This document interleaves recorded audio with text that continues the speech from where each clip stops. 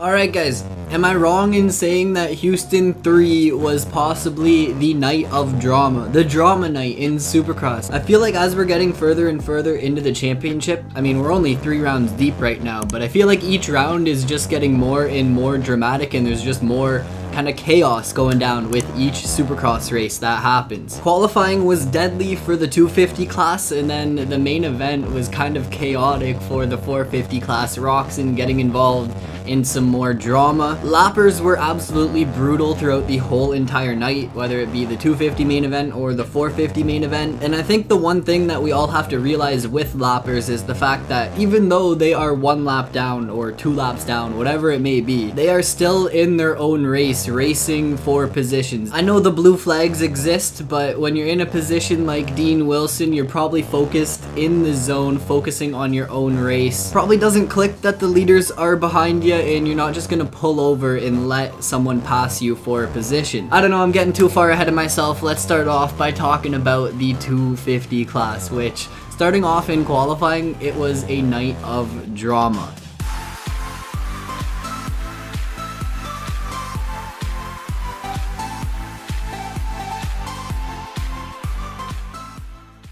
I think that the chaos and the drama really does make Supercross entertaining from a viewer standpoint, so if you guys have been enjoying the chaos in Supercross, make sure to go down there and smash that thumbs up button for me. Let me know in the comments below, what is your favorite moment so far from the first 3 Supercross rounds? I feel like there's been a lot going on and it's probably hard to just pick one moment, but start a discussion down below in the comments. If you guys do enjoy this video, make sure to click that subscribe button, stay tuned in for all of the content we are dropping here on the channel. I also have a lot of stuff going on like the Once Company. If you guys want to check out the Once Company, oppose nothing, conquer everything, take on everything life throws at you, and crush those goals. Toss Once a follow on Instagram or check out the website. All of the links are down below in the description. The vlog links are down there as well, so all of the support is greatly appreciated, guys. Show that love. Now qualifying was truly deadly for the 250 class, like right from the get-go. There was one rhythm section that seemed to be pretty costly. It was kind of like a triple into this corner, and the 250s seemed to be having a little bit of trouble with it. Faulkner went down hitting this triple into the corner, and we think it's probably a shoulder injury, but nothing has been confirmed as of right now. And then RJ Hampshire on the same triple into the corner does the exact same thing, pretty much going right over the bars, and he is said to have a hand injury, so hopefully both of them heal up and we can see both of them back out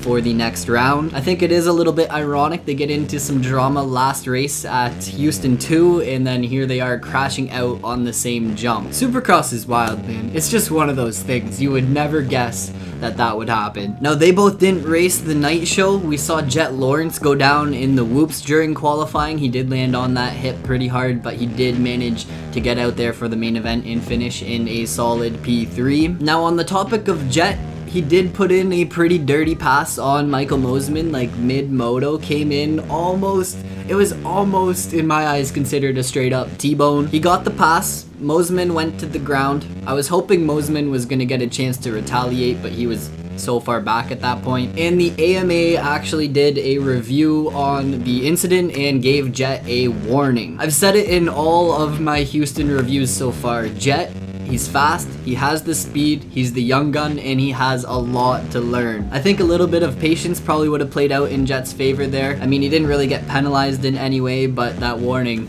Jet's got to be on his toes. He can't be taking any silly penalties. He had the speed on Mosiman. I think he just needed a little bit of patience to make that pass happen in a better spot on the track, not T-boning him.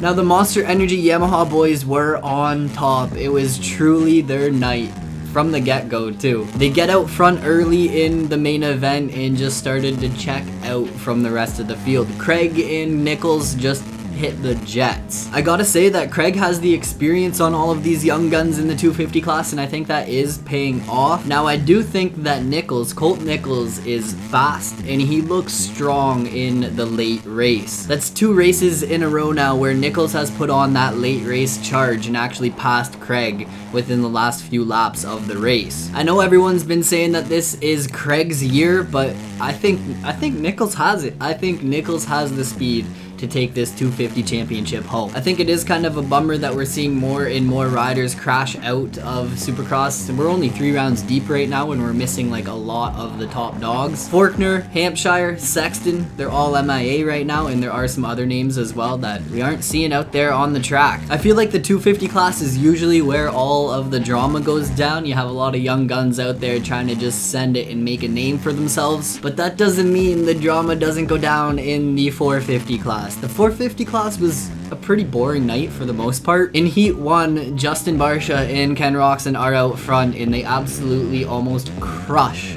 a medic on the first lap going through the sand section. I would have loved to see a replay of it because, like, man, the medic running across the sand section had to have been pooping his pants, and like, what was he thinking? It just makes me wonder what they would have actually done. Like, Barcia wasn't letting off. The man was wide open in the sand section. He was not letting off whether he missed the guy or he clipped the guy. So it just makes me wonder what would have happened if, say, Barcia clips the guy and everyone goes down. What are they gonna do? Like, red flag it because a medic was running across the track? There's always gotta be something, am I right? There's always gotta be some silly moment throughout the night of Supercross. Actually, even in the 250 main, there was a rider that went down in the whoop section and they just plopped tough blocks in the middle of the track at the end of the whoop section. I get it, it's to protect the rider, but it kind of makes it dangerous for the rest of the people when, you know, there's only like a foot of track on either side that they can get through. And one time the leaders came through and the tough blocks were there and there was no rider, so it's like, are they just leaving the tough blocks there or what's going on? Anyways, Webb is back on top. He gets that main event win. Kind of a cheeky win in my opinion. We're gonna talk about that here in a second.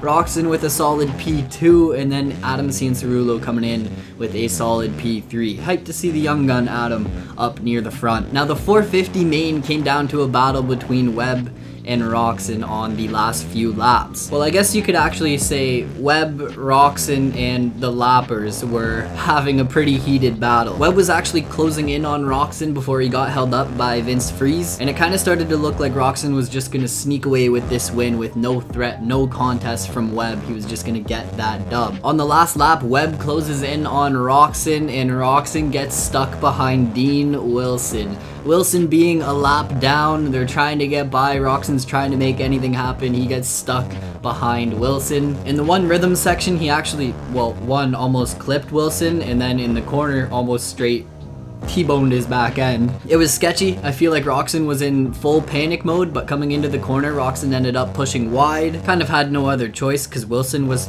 kind of in his way. And while they pushed out wide, Webb snuck around the inside and passed Roczen for the lead. So lappers played a huge role in the outcome of the main event. Roczen was obviously pissed. He was mad, he was flipping out. He went over to Wilson right away after the race. And Wilson being Wilson came out full apology. The man is truly a good sport. Like I said at the start of the video, Wilson is in his own race. He is still battling for his position. If you're in the zone and you miss the blue flags, you're not gonna let the guy that is behind you trying to pass you by. You're gonna think that that guy is trying to pass you for a position. I just think, like, after so many blue flag incidents and lapper incidents, they would have a different method so that these people that are getting lapped actually know that they are getting lapped. It happens so often that I don't think you can just look at one rider and be like, they are screwing up the race when they get lapped. I just truly think that the blue flag doesn't work as well as everyone thinks it should. So honestly, I think it was kind of just like a racing incident. It is a bummer that it was Wilson that got in the way, honestly. Like, out of everyone it could have been, it's Wilson. Wilson was obviously a good sport about it, coming out with like the full apology and everything, and he even admitted that he screwed that race. He ruined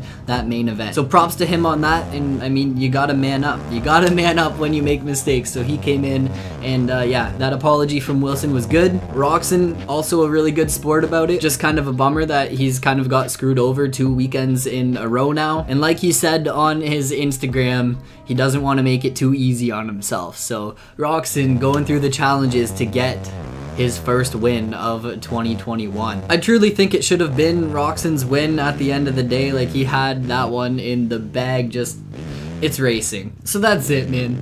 Racing is racing, stuff happens, and I think we are getting set up for a crazy end to this Supercross season. I mean, we're just getting started, and it's already filled with drama. 3 rounds down and 14 more Supercross races to go. It's gonna be a long season, guys. I hope you enjoyed this video talking about Houston 3. The drama night, the Supercross drama night. That's it for me though, guys. Let me know your thoughts down below in the comment section. Start a discussion. If you haven't already, click that thumbs up button for me. Smash the like button. It really does help me out with growing and knowing what you guys enjoy here on the channel. If you are new around here, guys, if you did enjoy, click that subscribe button. Join the Goon Army. Remember, oppose nothing, conquer everything. Check out the Once Company. The link is down below in the description. And I will see you guys all in another video. Deuces.